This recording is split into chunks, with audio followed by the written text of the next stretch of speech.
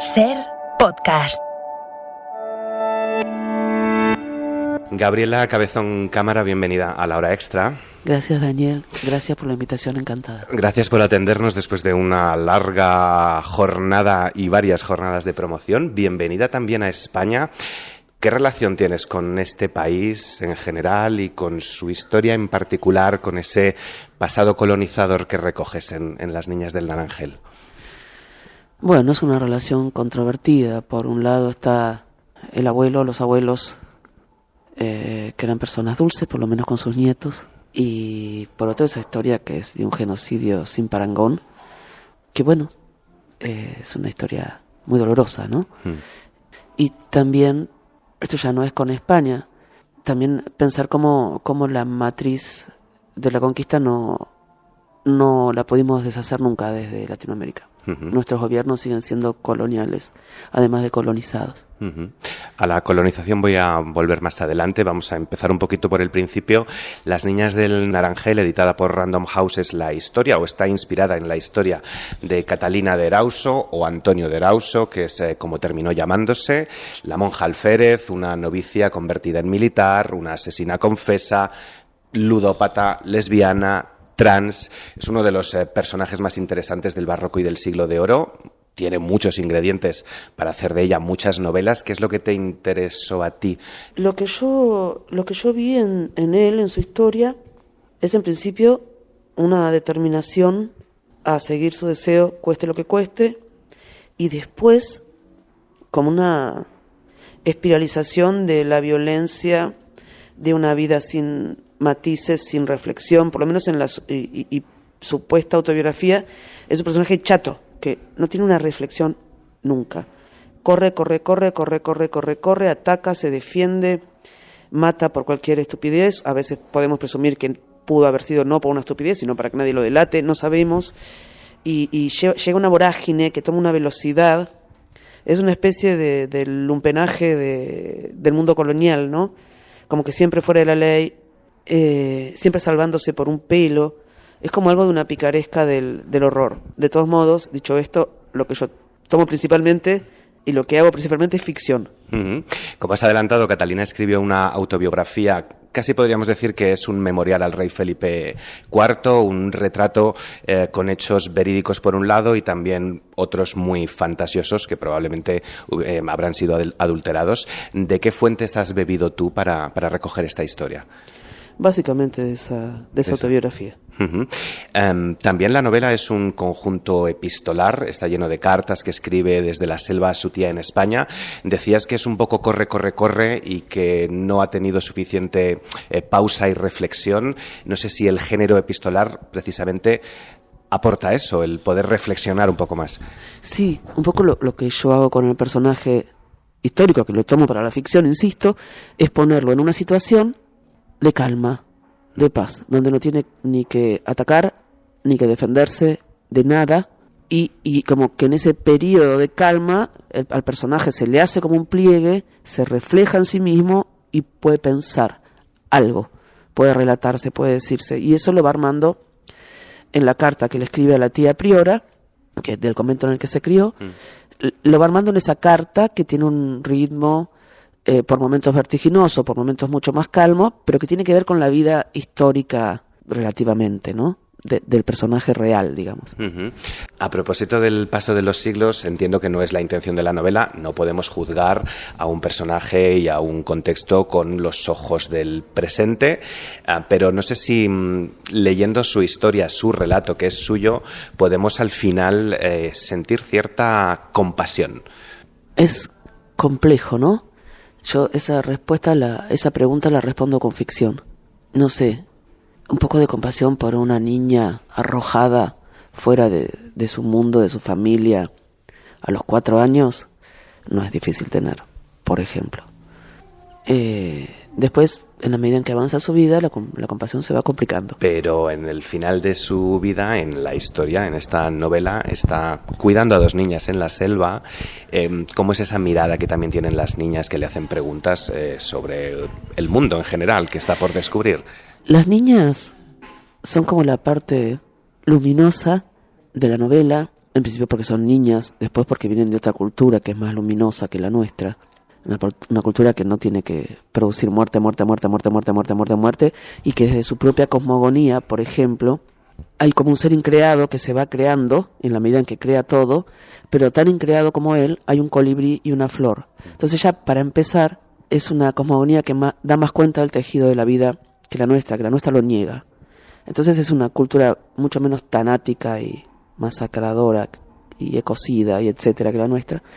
Y las niñas vienen de esa cultura, son de esa cultura, están en su propio territorio y sí, él las cuida por los motivos más equivocados, por un cálculo. Él cree que la Virgen lo salvó de morir y calcula que la va a volver a necesitar, sensatamente calcula que la va a volver a necesitar y piensa que si ayuda a estas niñas va a tener el favor de la Virgen.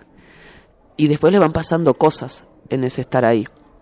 Y él las cuida, pero también lo cuidan a él, ¿no? Empieza a darse un fenómeno como de círculos concéntricos de cuidados y no sabes muy bien quién cuida a quién. Y me gustó pensar ese momento de calma, ese momento en que este personaje tan suelto, tan siempre solo, podía tajarse en alguna trama más grande que él y que su necesidad constante de huida, ¿no? Qué importante también el contarse a uno mismo, ¿no? Aunque sea algo muy subjetivo, pero contarnos a uno mismo, que también es una forma de contar desde lo individual, lo colectivo. Y aquí ese relato que él hace está muy atravesado por una mirada masculina, ¿no? Hablabas antes de violencia y brutalidad. Esa es la historia del heteropatriarcado al final.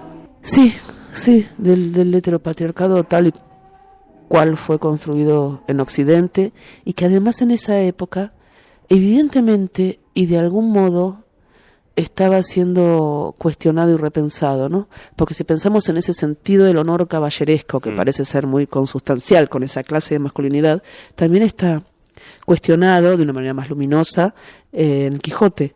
O sea, el Quijote es una burla de eso, entre otras muchas cosas que es el Quijote, no lo vamos a agotar en nada. Y me parece que en el caso de Erauso hay algo que no es una burla, pero termina siendo como una parodia, ¿no? De este sentido del honor que lo arrastra a una vorágine de locura y crimen y muerte, a que su vida sea también un horror, una huida constante. Por supuesto, en su caso cabe preguntarse cuánto de eso no estaría motivado por alguna forma de autodefensa también, en el sentido de, bueno, me van a delatar, voy a terminar en la hoguera, bueno, te mato porque me dijiste algo al respecto. Pero bueno, también habría bastante de vicio, tiene cosas de asesino serial, por cómo se autorrelata. Sí. Y bueno, no es un personaje que vos decís, ay, cómo te quiero. El feminismo nos ha hecho mirar también a lugares a los que no estábamos acostumbrados a mirar y a politizar esos lugares, y ahora hay una nueva mirada decolonizadora, feminista y queer, porque la novela me ha recordado un poco al trabajo de Naomi Rincón Gallardo, por ejemplo. Yo creo que este patriarca desahuciado, belicoso, blanco, macho, violento, está en una etapa terminal, pero insiste en morir y en caer matando. No sé si este es el punto más fuerte ahora, esa nueva mirada feminista, escrita por mujeres, queer, decolonizadora. Mira, no sabría decirte, sí sé que es necesario que desmontemos desde la periferia la colonialidad de nuestra cosmovisión, la identificación con el amo, ¿no? Que es una cosa increíble. En Argentina en particular es muy, muy fuerte. No sé, cuando yo era niña en la escuela me hacían pintar las carabelas como la llegada, las carabelas de Colón, como la llegada de algo bueno y hermoso. Y también, bueno, aparte nuestra intelectualidad, cuando tiene que explicar algo, lo explica casi exclusivamente a través de filósofos europeos que han pensado grandes cosas. Yo no los estoy descalificando, pero si sos argentino, si vivís en una periferia con otra historia, con otras claves geopolíticas, tenés que darte cuenta que por ahí no aplica a tus circunstancias, a tu historia, este pensamiento. Tenés que pensar vos, desde tus propias coordenadas, ¿no?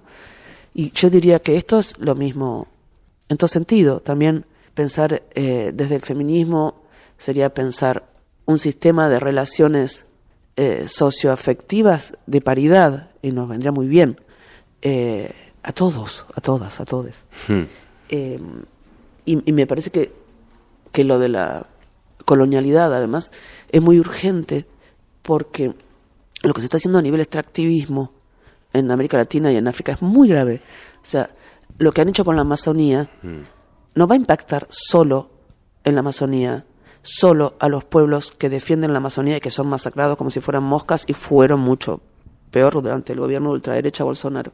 Eso debería preocuparnos solo por eso, pero suponte que no, que nos importa un carajo porque queda lejos, porque no los conocemos, por lo que sea. Esto afecta al globo, afecta al sistema de lluvias de Sudamérica entera y afecta al globo entero, ¿no? Si esa selva empieza a emitir carbono, vamos a estar peor de lo que estamos. Entonces la colonialidad nos arrastra a la muerte de todas las formas de vida compleja del planeta. Y nosotros somos una forma de vida compleja también. Suponete que no te importa nada más de los otros, de lo demás que existe. Bueno, estás tramada con todo eso que existe. Me ha recordado a Carlos Bardem, que es un escritor y actor español que también ha publicado una fábula hace unos meses, una fábula sobre el imperialismo español, y decía que todos los procesos de conquista es la socialización del asesinato y del saqueo, no solo de civilizaciones, sino también de lo que es la naturaleza, ¿no? La explotación de los recursos. Aquí también hay mucho, lo has adelantado, de naturaleza, de fábula. Has estado en la selva, además, para poder escribir el libro. ¿Cómo ha sido ese espacio en el que te has movido? ¿Qué relación tienes con los animales? ¿Hay también algo aquí de fábula o de realismo mágico, podríamos decir? Sí, no sé si lo veo como realismo mágico. Sí que hay momentos de cuento, momentos de encantamiento. Mi relación con los animales es óptima, tengo unos cuantos, viven conmigo, vivo con ellos. Y igual me gusta quedarme mirando las plantas y entender cómo se mueven. Me gusta investigar desde mis herramientas, no soy bióloga, pero cómo se trama esto del tejido de la vida, ¿no? Y está muy tramado. Y la selva, bueno, para mí es como un antes y un después. Haber estado ahí del modo en que estuve esta vez, que fui con un fotógrafo naturalista, que es una persona que sabe quedarse muy quieta, sin hablar, sin moverse, sin siquiera mirar muy fijo si aparece algún otro animal, porque nuestra mirada es muy predatoria y asusta. Entonces, esa quietud, esa posibilidad de observación. Por otra parte, la selva es un lugar que te obliga a estar presente, no eso que te dicen desde el mindfulness o el budismo meditativo, que es todo un esfuerzo casi posible para mí. Ahí te tienes que concentrar, porque vos vas caminando por la selva y las serpientes, por ejemplo, no quieren morderte ni picarte, pero vos tenés que hacer el favor de no pisarlas para que no tengan que defenderse. Entonces, realmente hay una concentración en el estar en el lugar que es muy maravillosa. O lo fue para mí. Y esto de que de una planta sale otra, de una flor sale otra, y esto se enreda con una liana, que se enreda con un árbol, bueno, está todo tejido. Y también está esa cuestión de que ves como todo, incluso la muerte, es un combustible para la vida, ¿no? Todo vive. Es muy hermoso. Decías antes que cuando eras pequeña te pintaron muy bonitas las calaveras y cómo te enseñaron la historia de la conquista, y me he acordado de que esta semana Robert De Niro también hacía una denuncia de la sociedad de la posverdad y los hechos alternativos en los que vivimos. In Florida, young students are taught that slaves develop skills which could be applied for their personal benefit. Y decía Robert De Niro que hoy en Florida, hoy se está enseñando a los jóvenes los beneficios personales que adquirieron los esclavos por su condición de esclavos, o cómo los indios nativos americanos eran egoístas, querían todo para ellos y no quisieron compartir con generosidad las tierras, ¿no? Y aquí también un poco el relato que pinta Erauso es el de una verdad alternativa o muy subjetiva de vosotros sois los salvajes, nosotros somos los buenos, el progreso, y al final hoy con políticos como Trump en Estados Unidos o Milei en Argentina seguimos construyendo un relato falso. Es más difícil desmontarlo. Bueno, hay que decir que creo que no lo hemos logrado del todo en todos estos años, ¿no? Como que hay momentos en que ese relato se quiebra, pero se vuelve a tejer. Claro. Hay gente muy poderosa que trabaja para corporaciones mega gigantescas que concentran riqueza, más riqueza que muchos estados y por ende más poder, y los beneficios personales que tuvieron las personas esclavizadas, y habría que darles la experiencia un año, ¿no? Para que vean. Se me ocurren todas cosas horribles para decir. Así que los nativos americanos no quisieron compartir sus tierras, y bueno, que vayan los chinos y que ellos compartan. Te doy un ejemplo de lo hermoso que es que te invadan, te destrocen, te matan, te masacren, pero sí que hay una avanzada de la ultraderecha, pues esto es muy extremo lo que me estás contando, que también en Estados Unidos prohíbe libros, ¿no? O sea, estamos todos preocupados por cancelar a gente por detalle. Bueno, todos no, en Argentina esto pasa menos, pero sé que acá pasa mucho, y estás dejando pasar que están prohibiendo libros. Es una avanzada muy seria, porque lo que se hace en Estados Unidos después se reproduce mucho en el resto del mundo también, porque hay redes de financiación de grupos de ultraderecha que son globales, no porque nos guste repetir y nada más. No es una propagación imprevista, ni silvestre, ni espontánea. Están trabajando para hacer eso. Bueno, niegan el cambio climático. O sea, niegan la colonialidad hasta el extremo de negar el cambio climático, que es un producto en gran parte del colonialismo, de esta noción de saqueo, de esta noción de nosotros somos la civilización, ustedes son nada, que es muy occidental, ¿no? Occidente es eso. ¿Has querido jugar con el lector intencionadamente? Porque quien abra el libro sin saber de qué va la historia se enfrente a ella de nuevas. Claro, ahí hay un juego con el género. No sabemos bien, era mujer, es hombre, y además hasta que no terminas la historia no comprendes el principio de la historia. No sé si esta forma de estructurarlo y de jugar con el género era intencionado. Y a mí me gusta jugar, ¿no? Una de las cosas hermosas de escribir es eso, esa posibilidad de juego, esa libertad enorme que te da la ficción, que a la hora de decir lo que pensás de un fenómeno político como persona, como ciudadana, no tenés esa libertad, y hay algo de lo lúdico, de lo libre que tiene la literatura y que tienen las artes en general, que a mí me hace sentir viva, tanto como escritora como lectora, y me imagino que a los demás también. Así que sí, quise jugar. Uh-huh. ¿Y cómo has trabajado el lenguaje? Porque he leído en los agradecimientos que Eider Rodríguez te ayuda un poco a meterte en el universo vasco, pero luego también está esa lengua que utilizan las niñas en la selva, también cómo están relatadas las cartas con lo que parece un castellano a lo mejor antiguo del siglo de oro. ¿Cómo ha sido trabajar con el lenguaje?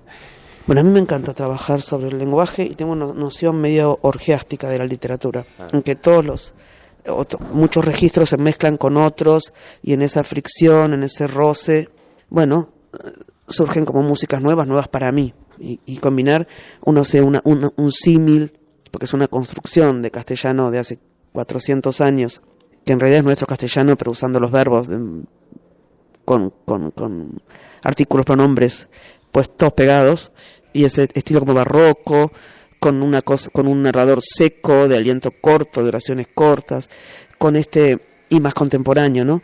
Con estos diálogos, con estas voces de las niñas que también están hablando en castellano, pero bueno, rompes un poquitito la gramaticalidad, le pones algunas palabras en guaraní, para lo que también conté con asesoramiento, por suerte, de una traductora argentina que vive en Oslo, una cosa rarísima.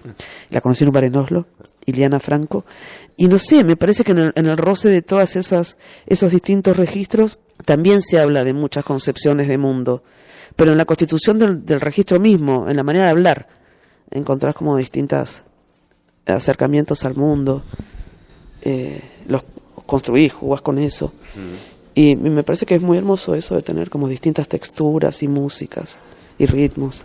Y luego está también ese debate sobre el elle, ¿no? El género neutro, que muchos escritores, sobre todo señores mayores, dicen que esto es una moda pasajera y que desaparecerá porque al final pues es perturbar el lenguaje. Bueno, qué sé yo, por ahí los señores mayores no saben que el lenguaje es una perturbación constante, es un campo de lucha, es un campo vivo, el lenguaje está vivo.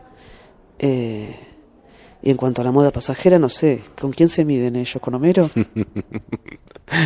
A ti te dicen la escritora más barroca o de las más barrocas latinoamericanas que hay. ¿Te gusta esa etiqueta? Me encanta el barroco. Y me encanta cómo lo encarnamos en el Río de la Plata, que es barroso, le decimos. Es algo que tiene mucho que ver con... ¿Y cómo ves este nuevo boom latinoamericano protagonizado por mujeres del que tanto se habla? Bueno, en principio que no es como un boom, porque el boom fue una idea de marketing de una mujer brillante, Carmen Balcells, que lo produjo, además. Ella eligió, de entre los muchísimos escritores de enorme talento que había en Latinoamérica entonces, eligió a 4 o 5, los mantuvo para que escriban las novelas, les hizo las campañas de marketing. O sea, es una genialidad, un recorte genial de una empresaria enorme, con mucha cabeza para pensar un fenómeno y crearlo. Y ahora no está pasando nada de eso, no hay una mujer genial bancándonos, ni una mujer ni un hombre, ni nadie, bancándonos para que escribamos, produciéndonos el marketing. Me parece que impresiona tanto también porque asombra todavía que las mujeres escribamos, ¿no? Como si cada una de los grupos que han sido objeto de mucha opresión llega a la publicación, y esto es muy disruptivo. Habla de lo conservadores que somos, ¿no? Porque las mujeres escriben, y sí. ¿No te acuerdas de Sor Juana Inés de la Cruz? ¿No te acuerdas de Hildegarda? ¿Qué sé yo? Podemos ir más atrás. ¿No te acuerdas de Safo? Sí, las mujeres podemos escribir, se escribe con las manos.